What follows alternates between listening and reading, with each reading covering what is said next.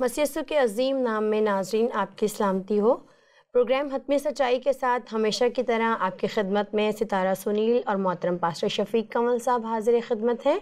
Programme کے آغاز میں یہ کہنا چاہوں گی، مسیح یسوع کا اس دنیا میں آنا ایک حقیقت ہے، اور اس دنیا میں آنے کا مقصد صلیب کا دکھ سہ کر گناہوں کی معافی ہے۔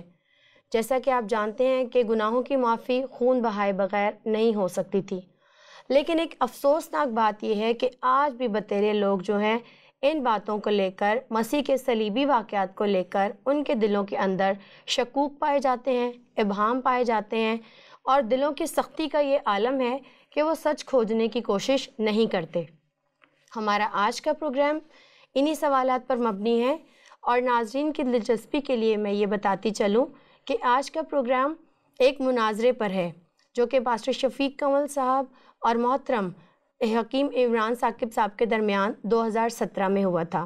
ناظرین، ہمارے آج کے پروگرام کا موضوع ہے صلیب، مسیحی اور اسلام۔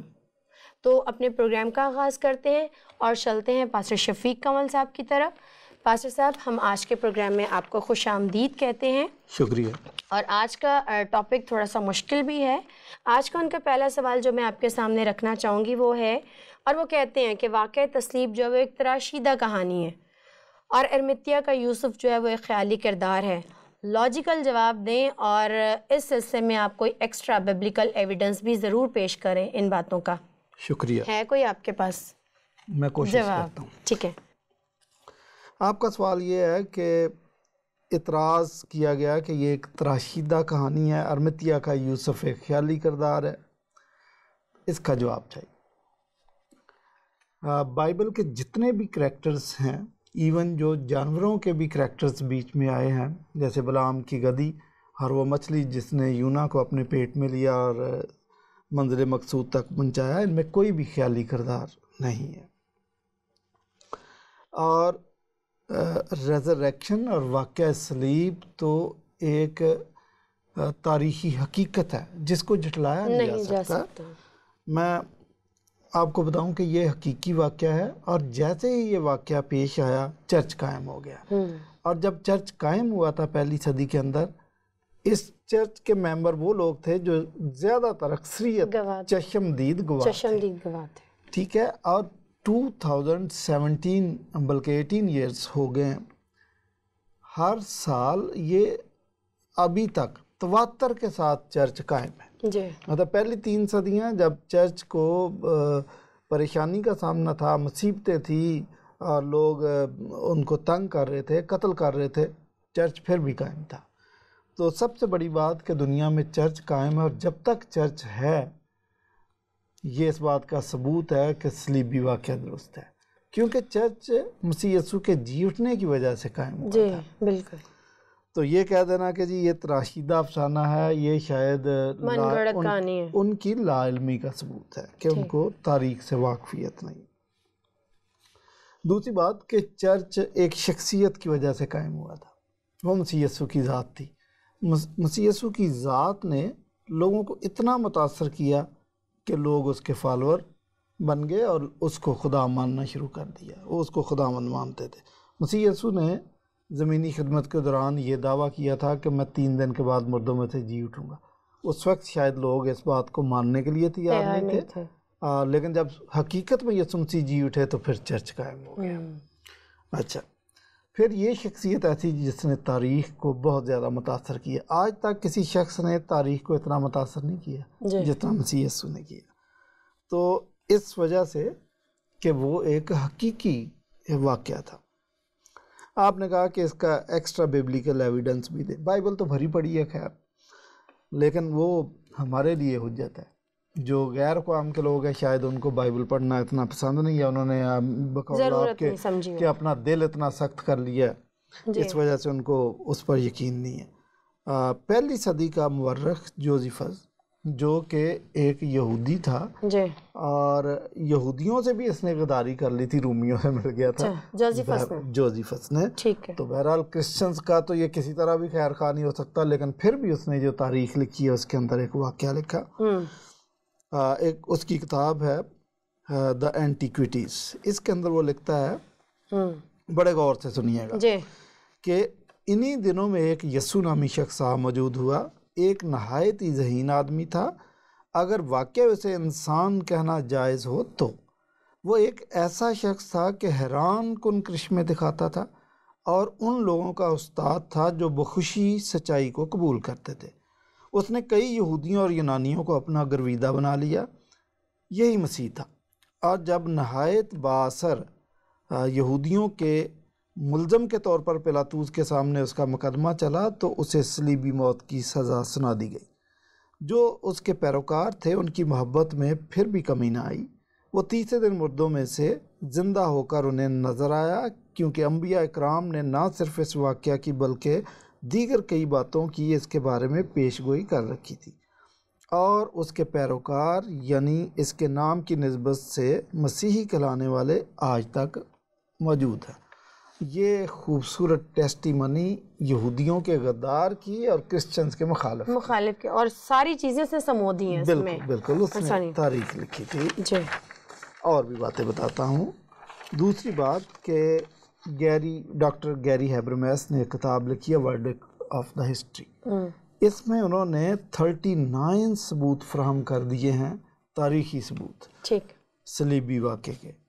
اور ایک اور بات، ارمتیا کے یوسف کے بارے میں کہہ دیا کہ شاید یہ خیالی کردار ہے۔ اس قسم کے بڑے دعوے لوگ، جولیس ولہاؤزر نے کہہ دیا تھا کہ ہتی قوم ایک خیالی کردار ہے، موسیٰ کی ذہنی ایک طرح ہے، وہ بھی بعد میں آرکیالوجی نے سب کچھ ڈسکور کر کے بتا دیا۔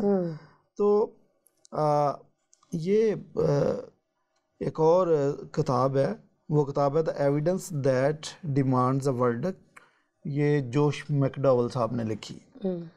تو اس نے ارمتیا کے یوسف کے بارے میں یہ بتایا کہ یہ ایک معروف شخصیت تھی، یہ کوئی چھوٹا موٹا آدمی نہیں تھا، یہ ممبر آف سنہیڈرن تھا، یہودیوں کی جو کونسل یا سپریم کورٹ اس کا ممبر تھا، تو اس کے 70 ممبر ہوتے تھے، یہ بڑا نامور شخص تھا۔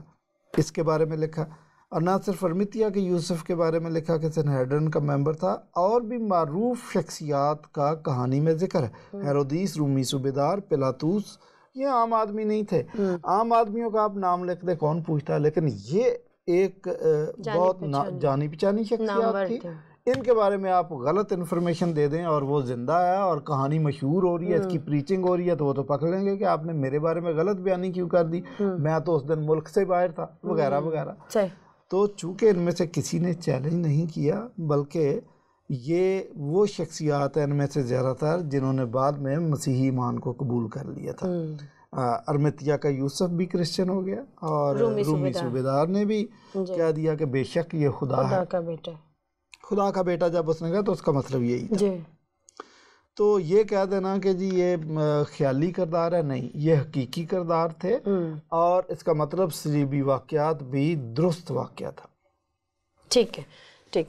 اچھا پاس صاحب، اگلے سوال کی جانب بڑھتے ہیں، اور ان کا ایک اعتراض بھی ہے، وہ کہتے ہیں کہ جی ابتدائی کلیسیا میں عورتوں کو وہ مقام حاصل نہیں تھا کہ ان کی گواہی قابل قبول ہوتی، کیا اس سے یہ ثابت نہیں ہوتا کہ گواہوں کی تعداد بڑھانے کے لیے خواتین کو بھی شامل کر لیا گیا؟ ان کا اشارہ مسیح یسوع کی قبر پر جو عورتیں گئی تھیں ان کی طرف ہے۔ اوکے، ٹھیک ہے، یہ بات اس حد تک تو ٹھیک ہے کہ اس زمانے میں، بلکہ گزشتہ زمانوں میں عورتوں کا کردار معاشرے کے اندر اتنا زیادہ نہیں تھا۔ آپ بہت دور نہ جائیں، یہ پچھلے 40 سال پیچھے ہی آپ جھانک کے دیکھ لیں تو گاؤں کے اندر، ہمارے گاؤں کے اندر بھی پانی بھرنے کے لیے عورتیں جاتی تھیں، اور کئی معاشروں میں عورتیں صرف یہی کام، پانی بھر کے لے آئیں اور گھر کا کام کاج، اس سے علاوہ۔ لیکن آپ کو پتہ ہونا چاہیے کہ اگر یہ عورتیں بیچ میں ہیں تو اس کا مطلب یہ جینین کہانی ہے، کیونکہ اگر وہ افسانوی کردار گھڑ کے پیش کرتے تو جو مصنفین تھے وہ اس بات سے واقف تھے کہ معاشرے کے اندر تو عورتوں کا کوئی کردار ہی نہیں ہے، تو وہ اس کردار کو بیچ میں کیوں فٹ کریں گے کہ ہر بندہ ان کو بولے گا یہ عورتیں تو آتی ہی نہیں ہیں۔ لیکن حقیقت یہ تھی کہ عورتیں واقعی مسالے خریدنے گئیں، عورتیں واقعی صبح قبر پر پہنچی، اس لیے جو حقیقت ہے وہی انہوں نے پیش کر دی۔ میں ایک اور واقعہ بھی بیان کر دیتا ہوں کہ ایک عورت جٹا ماسی کا عطر لے کے آتی ہے، اور وہ مسیح یسوع کے بالوں کو لگا دیتی ہے. وہاں پر اعتراض کیا گیا کہ یہ عورت کا کریکٹر ٹھیک نہیں ہے. تو مسیح یسوع نبی نہیں ہے معاذ اللہ، وہ کہہ رہے تھے، ان کا خیال تھا کہ وہ اگر نبی ہوتا تو جانتا بھی عورت کا کریکٹر کیا ہے. تو جی مسیح یسوع نے ایک بات کہی تھی، وہ بھی جانتے تھے کہ اس معاشرے میں عورت کا کریکٹر کیسے ہے. لیکن مسیح یسوع ایک انقلابی شخصیت بھی تھے. انہوں نے کہا کہ جہاں کہیں بھی انجیل کی منادی کی جائے گی، اس عورت نے جو کچھ کیا اس واقعے کا ذکر بھی ضرور کیا جائے گا. پہلی بات کہ حقیقت بھی ایسی تھی کہ عورتوں نے یہ رول ادا کیا تو لکھا گیا. دوسری بات کہ مسیح یسوع نے 3.5 سالہ خدمت کے اندر عورتوں کو کیا کرتے کہ معاشرے کے اندر ان کا مقام دلانے کی کوشش کی، ان کا سٹیٹس چینج کرنے کی کوشش کی. اس عورت کے بارے میں بھی یسوع مسیح نے کہہ دیا، اس کو اہمیت دی. دوسری بات، سامری عورت سے یسوع مسیح نے بات کی جو کہ اس معاشرے کا اصول نہیں تھا. وہاں پہ عورت سے کدھر بات کرتے تھے، اور غیر قوم کی عورت سے تو بالکل ہی نہیں کرتے تھے. لیکن مسیح یسوع نے اس سے بات کی. تو اور بھی آپ کو نظر آئے گا کہ اکا دکا کئی اور بھی عورتیں مسیح یسوع کے ساتھ مکالمہ کرتی نظر آتی ہیں. تو مریم اس کو ہی لے لیں، وہ جن کے گھر لازر کی بہنیں. ایگزیکٹلی. تو مسیح یسوع معاشرے کی چیزوں کو، اس کے فیبرک کو چینج کرنے کی کوشش کر رہے تھے. تو بہت ساری رکاوٹیں تھیں جو یسوع مسیح نے دور کر دی. ایک تو یہ ہے کہ عورت سے بھی بات چیت کی جا سکتی ہے. یہودی تو خاص کر جو ان کے کیا کہتے ہیں کاہن تھے، وہ اتنے کٹر تھے کہ راستے میں جاتے ہوئے اگر عورت نظر آ گئی، ولیم بارکلی یہ بات لکھتا ہے، وہ اپنی آنکھیں بند کر لیتے تھے. اور بعض اوقات ان کی ٹکر کسی پلر سے یا دیوار سے لگ جاتی تھی، خون بہ رہا، گھر والے پوچھتے ایکسیڈنٹ ہو گیا، نہیں وہ سامنے عورت آ گئی. اچھا عورت آ گئی تو اس سے ٹکر نہیں، اس سے نہیں لگی، میں نے آنکھیں بند کر لی تھی، چلتا کسی اور چیز سے جا کے ٹکر لگی. اس معاشرے کے اندر یسوع مسیح نے عورت کو اس کا مقام دلانے کی کوشش کی. اچھا تو شاگردوں کو پتہ چل گیا کہ عورت سے بھی بات ہو سکتی ہے، کوئی ایسی بات نہیں ہے. دوسری رکاوٹ جو تھی، غیر اقوام سے یہودیوں کا میل ملاپ نہیں تھا. تو یسوع مسیح نے جہاں بھی ان کے اندر کوئی ایمان کی رمق نظر آئی تو تعریف کر دیتے تھے کہ ایسا ایمان تو میں نے اسرائیل میں بھی نہیں دیکھا. تو یہ بھی سمجھ آنا شروع ہو گئی کہ نہیں، غیر اقوام کے اندر بھی ایمان آ سکتا ہے. اور رکاوٹ کے یہودی عبرانی بولتے تھے اور سمجھتے تھے کہ الہام عبرانی ہوتا ہے، خدا اور فرشتوں کی زبان عبرانی وغیرہ وغیرہ. جس طرح ہمارے مولوی صاحب کہتے ہیں کہ عربی، اسی طریقے سے وہ بھی عبرانی کو مقدس ہی سمجھتے، حالانکہ ساری زبانیں انسانی ہیں. اچھا، عید پینتیکوسٹ کے دن 17 زبانیں بولنے والے لوگ تھے. انہوں نے انجیل کے پیغام کو اپنی اپنی مادری زبان میں سنا اور سمجھا، اور جا کے اپنے اپنے علاقے میں پھر مادری زبان میں ہی انجیل کی منادی کی اور مادری زبان میں ہی چرچ قائم کر دی. تو یہ بھی ان کا خیال یسوع مسیح نے پاش کر دیا کہ صرف ایک ہی زبان میں الہام ہوتا ہے، کسی بھی زبان میں کلام آ سکتا ہے اور سنایا جا سکتا ہے. ہیکل کی تباہی کے لیے یسوع مسیح نے کہہ دیا تھا کہ یہاں کسی پتھر پر پتھر باقی نہ رہے گا. 70 میں ہیکل توڑ دی گئی اور ابھی تک وہ ہیکل تعمیر نہیں ہو سکی. کیونکہ جو یہودی تھے وہ یہ خیال کرتے تھے کہ عبادت کا ایک ہی مقام ہے، وہ ہے ہیکل، وہی ہمارا قبلہ ہے، وہیں پہ ہم قربانی کرتے ہیں سب کچھ. جس طرح ہمارے مسلمان دوست بھی قبلے کا کانسیپٹ رکھتے ہیں، حج کے لیے ایک سال میں ایک دفعہ جاتے ہیں. تو ہیکل توڑنے کا مقصد یہ تھا کہ جو فرسٹ بروڈ آف کرسچن تھی، دے ور آل فرام جوش بیک گراؤنڈ، وہ بھی کرسچن ہو گئے لیکن بھاگ کے ہیکل میں جا رہے تھے. یہ ہیکل قائم رہتی تو یہ لوگ پھر کوشش کرتے کہ ہم ہیکل میں ہی جائیں عبادت کے لیے. تو اس کا مطلب کرسچینٹی کو پھیلانے کی بجائے وہ ایک جگہ پہ محدود کر دیتے، جو کہ کرسچن آئیڈیا کے خلاف تھی. مسیح یسوع نے کہا کہ پس تم جا کر سب قوموں کو شاگرد بنو، ساری خلق کے سامنے انجیل کی منادی کرو. تو اب اس کی جگہ چرچ ریپلیس ہو گیا، جہاں 2 یا 3 میرے نام سے حاضر ہوں گے، میں ان کے بیچ میں ان کے درمیان حاضر ہو جاؤں گا. کہیں پہ بھی دنیا کے کسی خطے میں بھی جہاں 2-4 لوگ حاضر ہوں مسیح کے نام سے، دیٹ از چرچ. اور بلڈنگز بننا بعد میں شروع ہوئی، وہ بھی ضروری ہے، لیکن اس کے بغیر بھی اگر چرچ کلیسیا لوگوں سے ہوتی ہے. تو یہ آپ سمجھنے کی کوشش کریں کہ عورت کا مقام اس زمانے میں بے شک نہیں تھا، لیکن مسیح یسوع انقلاب برپا کر رہے تھے، ٹھیک، اور یہ حقیقت ہے کہ عورتیں اس کہانی کے اندر ان کا رول تھا اور درست رول لکھا۔ جی بالکل، ٹھیک ہے۔ بس اب اگلا سوال ہے میرا، حکیم صاحب یہ کہتے ہیں کہ ٹیسیٹس کوئی نیک شخص تو نہیں تھا، نہ وہ کوئی مومن تھا، اس کی گواہی کو کیوں تسلیم کیا جائے؟ ٹھیک ہے، ہم نہیں کہتے کہ وہ ٹیسیٹس کوئی بڑا نیک شخص تھا، وہ کرسچن تھا، وہ مومن تھا، یہ تو ہم کہہ ہی نہیں رہے۔ جی، اب پہلی بات تو یہ ہے کہ آپ کو ٹیسیٹس کے بارے میں ناظرین کو پتہ ہونا چاہیے کہ وہ یہ پہلی صدی کا شخص ہے، اور 115 اے ڈی میں اس نے لکھا ہے، اور یہ کہتا ہے جو کچھ میں بتا رہا ہوں، باہوالا the case for Christ by Lee Strobel کتاب ہے، کتاب کا نام ہے؟ جی یہ کتاب کا نام ہے، لی اسٹروبل اس کے مصنف ہے۔ اس میں انہوں نے ایک کوٹیشن کوٹ کی ہے، نیرو نے مسیحیوں کو قربانی کا بکرا بنا کر اس لیے سزائیں دی تاکہ شک کا رخ اپنے اوپر سے ہٹا کر دوسری طرف موڑ دیا جائے، کیونکہ سن 64 میں روم جلنے کا بڑا واقعہ پیش آیا تھا۔ یہ ٹیسیٹس لکھتا ہے، کیونکہ اس وقت مشہور ہو گیا تھا کہ یہ آگ مسیحیوں نے لگائی ہے، وہ کسی غلط فہمی کی بنیاد پر، یا جیسے ٹیسیٹس کہہ رہا ہے کہ دراصل نیرو کا مقصد یہ تھا کہ لوگ اس پہ شک نہ کریں، مسیحیوں کو قربانی کا بکرا بنا دو۔ اچھا، اس نے پھر یہ بھی لکھا ہے کہ مسیح کی موت، جی اٹھنا اور مسیحیوں کی ایذا رسانی کے باوجود ان کا ایمان بڑا مضبوط رہا، یہ ساری باتیں لکھتا ہے۔ تو نیرو گاسپل نہیں لکھ رہا تھا، یہ جو کہہ رہے ہیں نا جی وہ کون سا مومن تھا، وہ کون سا شریف آدمی تھا، وہ جو بھی، وہ کون سی گاسپل لکھ رہا تھا؟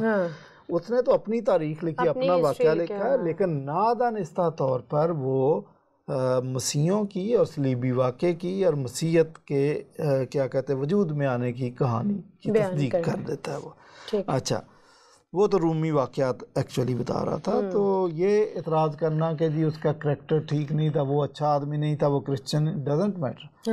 ہم نے اس کو یہ دعوت تھوڑی دیا کہ آپ انجیل کی کومنٹری لکھیں، وہ مورخ تھا، تاریخ جو تھا وہ مرتب کر رہا تھا، لیکن اس نے تصدیق نادانستہ طور پر کر دی کہ یہ واقعہ ہوا تھا۔ ٹھیک ہے، بس اب اگلا سوال ہے، انجیل کی گواہی کے مطابق جناب مسیح تحریک چلانے کی وجہ سے صلیب کی نوبت تک پہنچے، اس کے بعد تو آسمان پر اٹھا لیے گئے، اس لحاظ سے تو ہم مسلمان ٹھیک کہتے ہیں کہ مسیح بحیثیت تحریک رسولوں کا کرشمہ ہے۔ کہنے کا مطلب ان کا یہ کہ مسیح کو صلیبی موت کے لیے نہیں آئے تھے، یہ تو ایک تحریک چلی اور ایک ریلا آیا رسولوں کا جو انہوں نے تحریک چلائی، تو اس حصے میں ان کو صلیب چڑھنا پڑ گیا، یہ صلیب کے جان دینی پڑ گئی۔ آپ کیا کہتے ہیں اس حصے میں، کیا یہ ایسے ہی ہے؟ میں ناظرین کے لیے تھوڑی وضاحت کر دوں کہ سوال ہے کیا، ڈیفیکلٹ سوال ہے، میں تو سمجھ گیا ہوں جو آپ نے بات کی، لیکن ناظرین کے لیے کہ مسیح یسوع صلیبی موت کے لیے دنیا میں نہیں آئے تھے، یہ سوال۔ جی، اور چونکہ انہوں نے تحریک چلائی تو وہ ایک بند گلی میں چلے گئے جہاں سے واپسی ممکن نہیں تھی، اور یہ بات ثناء اللہ امرتسری نے بھی لکھی ہے، تو کہ مسیح ایک بند گلی میں چلا گیا تھا اور اس کے پاس کوئی آپشن نہیں بچی، لہٰذا اس کو صلیب چڑھنا پڑ گیا مجبوری میں، چونکہ وہ مجبوراً صلیب پر چڑھا، اس لیے وہ چلا اٹھا کے اے میرے خدا تو نے مجھے کیوں چھوڑ دیا، اے خدا تو نے تو مجھے پھنسا دیا، کدھر پھنس گیا، اب میں کیا کروں، کیسے نکلوں۔ تو آپ کا سوال ہے کہ مسیحیت یا مسیحی تحریک شاگردوں کا شاخسانہ ہے، جی، ان کا کیا دھرا ہے، مسیح ایسی تحریک چلانے نہیں آیا تھا، یہ سوال؟ جی، اوکے۔ سوال کا مقصد یہ بھی ہوا کہ مسیح صلیبی موت کے لیے نہ تو ذہنی طور پر تیار تھا، نہ یہ اس کا مقصد تھا، نہ وہ اس کے لیے آیا تھا، نہیں، یہ بات حقائق کے خلاف ہے۔ پوری بائبل، اولڈ ٹیسٹامنٹ ہو، نیو ٹیسٹامنٹ ہو، ان واقعات سے بھری پڑی ہے، خدا کا ازلی منصوبہ اس کے اندر لکھا ہے۔ مسیح ازل سے ذبح کیا ہوا بھرا تھا، وہ اس مقصد کے لیے آیا تھا۔ اگر یسایہ 53 باب دیگر پیش گوئیوں کے علاوہ آپ پڑھ لیں، ویسے تو 300 کے قریب پیش گوئیاں ہیں اولڈ ٹیسٹامنٹ کے اندر جو مسیح کی صلیب پر منطبق ہوتی ہیں۔ زبور 22 پڑھ لیں تو صرف ایک زبور کے اندر 16 پیش گوئیاں ہیں۔ حتیٰ کہ میں آپ کو اس زبور کی خوبصورتی بتاؤں کہ نیو ٹیسٹامنٹ میں چاروں اناجیل کے اندر مسیح کے پاؤں میں بھی کیل ٹھوکے گئے، یہ ذکر نہیں ہے، لیکن زبور 22 یہ بتاتا ہے کہ اس کے پاؤں بھی چھیدے گئے۔ تو یسایہ 53 باب اگر آپ پڑھ لیں تو آپ کو پتہ چلے گا کہ پورا صلیبی واقعہ اور نجات کا منصوبہ اس کے اندر بیان کیا گیا ہے۔ آپ کیسے انکار کر سکتے ہیں؟ اور یہودی مفسرین بھی جو ابتدائی ہیں وہ سارے اس بات سے متفق ہیں، وہ کہتے ہیں کہ یہ مسیح کے متعلق ہی ہے۔ البتہ ابھی ماڈرن دنیا کے اندر شاید یہودی ربیوں نے اپنا طریقہ کار فرق کر لیا، وہ یسایہ 53 پڑھتے نہیں ہیں، 52 پڑھتے ہیں اور 53 کے بعد 54 شروع کر دیتے ہیں۔ لیکن بہرحال اگر آپ پڑھیں تو you will be fully convinced کہ صلیبی واقعہ پہلے سے طے شدہ تھا۔ ٹھیک ہے، اچھا کہنا کہ جی یہ تحریک تھی، ٹھیک ہے یہ تحریک تھی، مسیح نے ایک تحریک چلائی، اس کے شاگردوں نے ایک تحریک چلائی، لیکن یہ تحریک ایک طے شدہ منصوبے کے تحت تھی۔ وہ منصوبہ نجات، وہ صلیبی واقعہ تھا کہ انجیل کی منادی اقوام عالم میں کی جائے اور خدا کی بادشاہت کو وسیع کیا جائے اور ابلیس کی بادشاہت کو ختم کیا جائے۔ یہ تحریک تھی، یہ تو درست ہے، لیکن یہ تحریک ایسی تحریک نہیں تھی کہ جس کے اینڈ میں کسی ایک مقام پر آپ کے سامنے دو آپشنز آ جائیں، تخت یا چوائس کرنا پڑے آپ کو، تخت یا تختہ۔ یہ وہ تحریک نہیں تھی۔ مسیح یسوع پوری طرح جانتے تھے، بڑی وضاحت کے ساتھ جانتے تھے کہ جو کام میں کرنے جا رہا ہوں یہ صلیب پہ اینڈ ہوگی، ان کو پتہ تھا۔ اس لیے اناجیل کے اندر ہمیں یہ بات ملتی ہے کہ فریسیوں نے دبے الفاظ میں یسوع مسیح کو دھمکی دی کہ استاد بی کیئرفل، ہیرودیس آپ کے قتل کے منصوبے باندھ رہا ہے۔ تو یسوع مسیح نے اس کو کہا کہ جاؤ اس لومڑی کے بچے کو بتا دو کہ میں آج اور کل ادھر ہی ہوں، جو میرا کرنا کر لے، البتہ جو صلیبی موت ہے وہ یروشلم میں ہوگی اور مسیح گنہگاروں کے حوالے کیا جائے گا، یہ طے شدہ، وہ یہیں پہ ہوگا۔ ٹھیک ہے، اچھا پاسا اچھا سوری بھول گیا، رسولوں کے متعلق یہ کہا گیا کہ تحریک انہوں نے چلائی، مسیح کا تو نام نہیں۔ رسولوں نے وہی کیا جو مسیح نے ان کو 3.5 سال میں سکھایا تھا، اور سکھانے کے بعد کہا کہ پس تم جا کر ساری خلق کے سامنے انجیل کی منادی کرو۔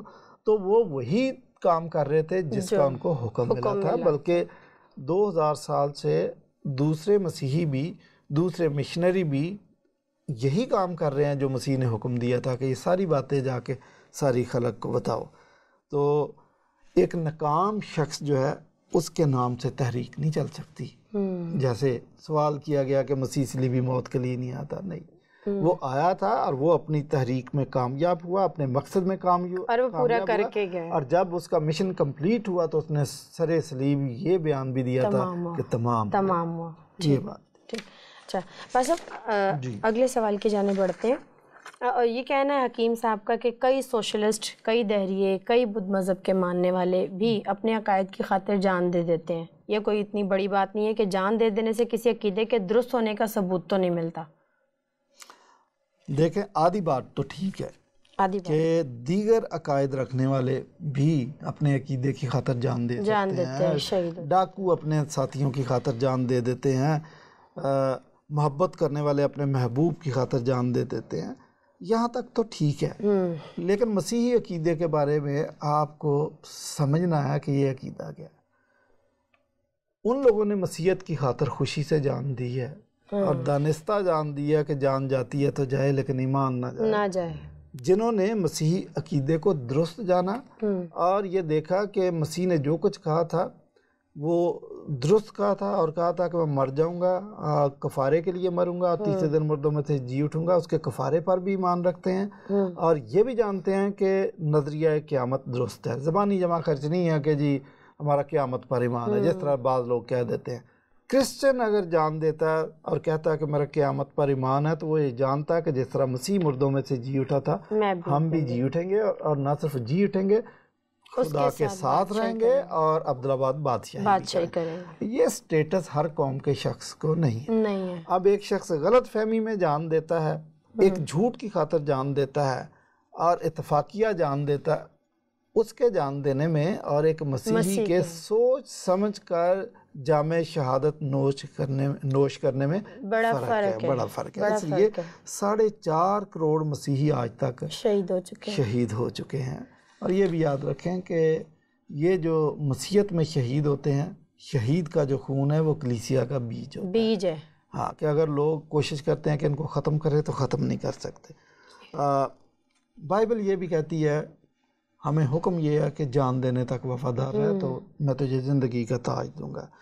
اور ہمارے پاس زندہ امید ہے، باقی لوگوں کے پاس زندہ امید نہیں ہے. لوگ جنازہ کرتے ہیں اور دیگر اقوام کے جنازے افسوس کا اظہار ہوتے ہیں، لیکن کرسچنز کا جنازہ وہ دراصل لوگ ادھر بھی افسوس کر دیتے ہیں، لیکن دراصل یہ خوشی کی بات ہے. اگر وہ ایمان کی حالت میں مرا ہے تو وہ اپنی ابدی زندگی کا آغاز کر رہا ہے. تو ہمارے لیے تو یہ تسلی، اطمینان اور زندہ امید کی بات ہے، کیونکہ اگلے جہان میں بھی امید ہے. اس لیے جب ہم میموریل سروس بھی کرتے ہیں تو ہم اس کی موت کا افسوس نہیں کر رہے ہوتے، بلکہ اس کی ابدی زندگی کا جو آغاز ہوا ہے ہم اس کے آغاز کو سیلیبریٹ کر رہے ہوتے ہیں. یاد رکھیے گا. اچھا، ہمارے پاس ثبوت موجود ہے کہ مسیح زندہ ہوا، ہم بھی زندہ ہوں گے. ہمارے دل کے اندر پوری تسلی ہے. اور بائبل میں یہ بھی لکھا ہے کہ مرنے کا دن پیدا ہونے سے بہتر ہے، تو وہ اسی وجہ سے بہتر ہے. اچھا، پطرس کے سامنے مسیحی موت کی اتنی قدر و منزلت تھی، اس کا ایمان اتنا مضبوط تھا کہ جب اس کو سلیب دینے لگے تو اس نے کہا رکو، مجھے سیدھا سلیب نہ دو، مجھے الٹا سلیب دو. یہ ایمان کی آپ سمجھیں کہ ایمان کا کلائمیکس ہے. اتنا خوبصورت ایمان ہے کہ وہ دلیری سے کہہ رہا بھائی سیدھا سلیب نہ دو، پہلے اس کو ٹھیک کرو، الٹا کرو، میں تو مسیح کا شاگرد ہوں. اور بات سنیں، مسیح موت کے بارے میں بلام کی وصیت کو بہت قدر کی نگاہ سے دیکھتا ہوں. وہ کہتا ہے کہ کاش میں بھی صادقوں کی موت مروں اور میری عاقبت بھی ان ہی کی مانت ہو. یہ خواہش تھی بلام کی خواہش تھی. وہ یہ بالکل ویسے ہی ہے کہ کرسچن میرج کے اندر لڑکی جو ریت ویل پہنتی ہے وہ اتنی خوبصورت لگتی ہے، اینجل لگتی ہے، پری لگتی ہے.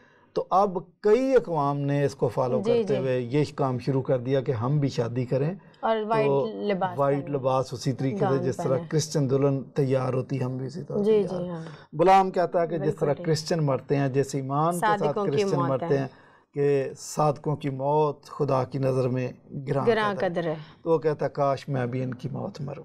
ٹھیک، بہت شکریہ پاس صاحب. ہمارے آج کے پروگرام کا وقت تقریباً ختم ہونے والا ہے اور ایک انتہائی مشکل ٹاپک تھا، موضوع مشکل تھا، لیکن آپ نے انتہائی خوبصورتی سے ان تمام سوالات کے جوابات دیے. ناظرین، آج کا پروگرام یقیناً آپ کے لیے باعث برکت ہوگا. اور آج کے پروگرام کے حوالے سے میں حتمی سچائی بیان کرنا چاہوں گی کہ مسیح صلیبی واقعہ کوئی مفروضہ نہیں ہے، یہ کسی کے شک و شبہات پر مبنی نہیں ہے. یہ ایک اٹل حقیقت ہے جسے رہتی دنیا تک کبھی بھی جھٹلایا نہیں جا سکتا. آخر میں یہ کہوں گی، سچ سنیے، سچ کو کھوجیے، سچ سننے کی جرت پیدا کیجیے. اگر آپ کے ذہن میں کوئی سوال ہے، کسی قسم کے کوئی شک اور ابہام ہے، تو آپ ہمارے اسکرین پر دیے گئے نمبرز پر ہم سے رابطہ کر سکتے ہیں. اور اگر آپ کلام پاک کو پڑھنا چاہتے ہیں، زندہ خدا کے کلام کو سمجھنا چاہتے ہیں، اور اگر آپ متلاشی حق ہیں اور بائبل حاصل کرنا چاہتے ہیں، تب بھی آپ ان نمبرز پر ہم سے رابطہ کر سکتے ہیں. اگلے پروگرام تک کے لیے مجھے، پاسٹر شفیق کمل صاحب کو اور ہماری پوری ٹیم کو اجازت دیجیے. مسیح یسوع کی سلامتی ہمیشہ آپ کے ساتھ رہے.